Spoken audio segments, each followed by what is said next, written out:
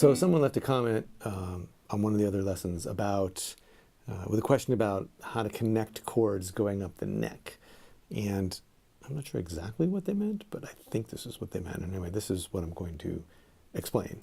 And hopefully it'll be useful to you. And maybe it'll answer their question too. But it was on a lesson about blues and E, so that's what I'm going to talk about, is connecting chords with licks up the neck in E. So we're going to be doing a steady bass, and I'm just going to spell out some of the basic chord voicings and then how to connect them together with intervals of a sixth, which is really hard to say over and over, sixth, but I'm going to try. When we're done, it'll sound kind of like this. We'll have chords like this.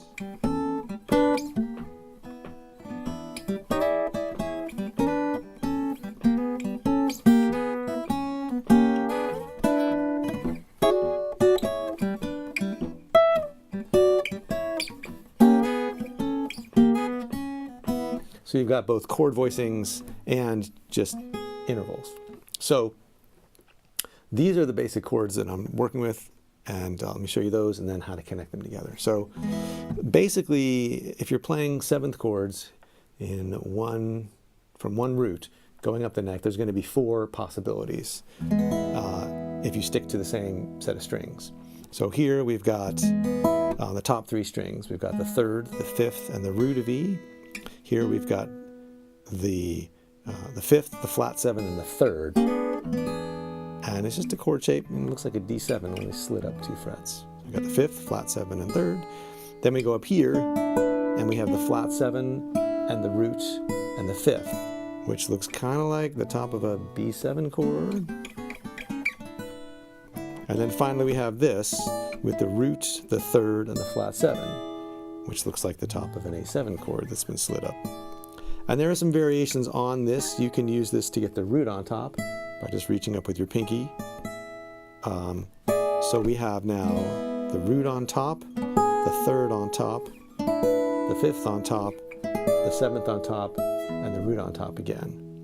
To get the root on top, you could go here, which is this, up an octave. But this is sort of more typical when you're playing blues. You hear that all the time on old country blues songs. So these are the main sounds, and you can just practice getting them over a steady bass using index, middle, and ring, or you could brush up. You could do some triplets, or you could just practice getting from one chord, and you could come into them by half step, not down here obviously, but from a half step below, and from here, and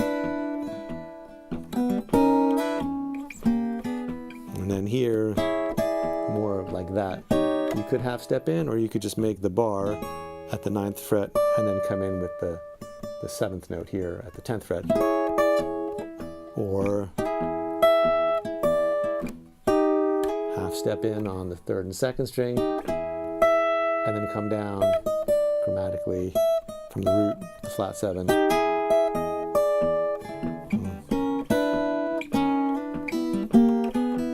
And this chord also, if you take your pinky off, then you've got just the 5th and the flat 7th and then the root of E, which again is another typical, super typical country blues lick. And you can break it up into more of an arpeggiated lick.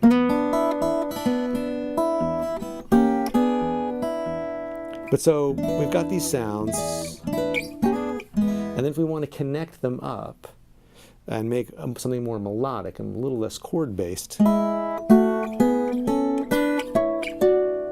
can use something like that. And what I'm doing is basically playing an E mixolydian scale on the high string, root, 2, 3, 4, 5, 6, flat 7, and root.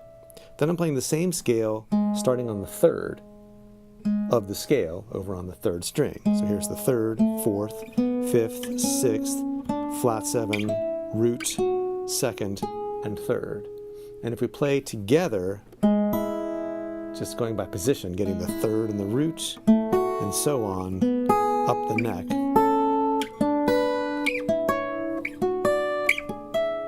we get an E mixolydian scale that's been harmonized in sixths, because the sixth, I told you that was hard to say, is the distance 1, 2, 3, 4, 5, 6. And then 1, 2, 3, 4, 5, 6. It's the distance between the bottom and the top note that we're playing. But now we have a scale harmonized going up the neck that's all the sound of E7, because the E mixolydian scale is based on the tonality of an E7 chord. That's what I get for pontificating and playing at the same time. And so the other thing that's nice is that every other sixth, every other pair of notes, is framing the outer notes of a 3-note chord, right? Because that is this, and this is this, and this is this, and this is, well, it's not really this, it's this, which is this chord, this E7, with the root raised to the 9th, which is a great voicing. And so we've got a way to connect up our chords. So here's a chord voicing, a sixth, a chord voicing, a sixth, a chord voicing, a sixth, whoops, a chord voicing, and a sixth. And so,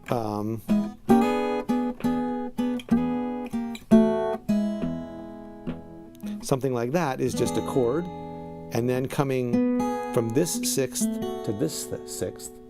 And because these two intervals, both notes are a whole step, it's a whole step from this note down to this note, and a whole step or 2 frets from this note to this note, we can move chromatically.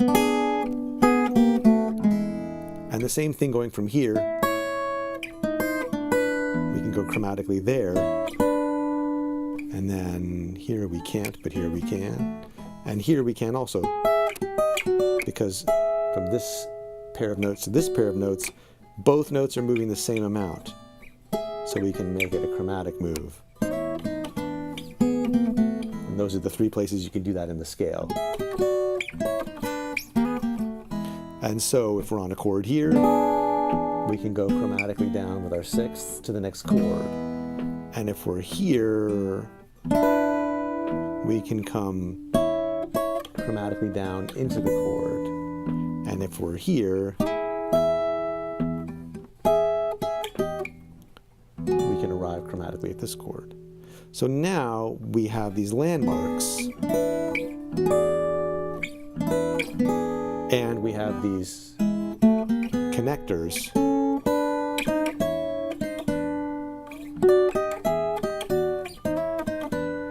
between those landing points. So we can put all that together .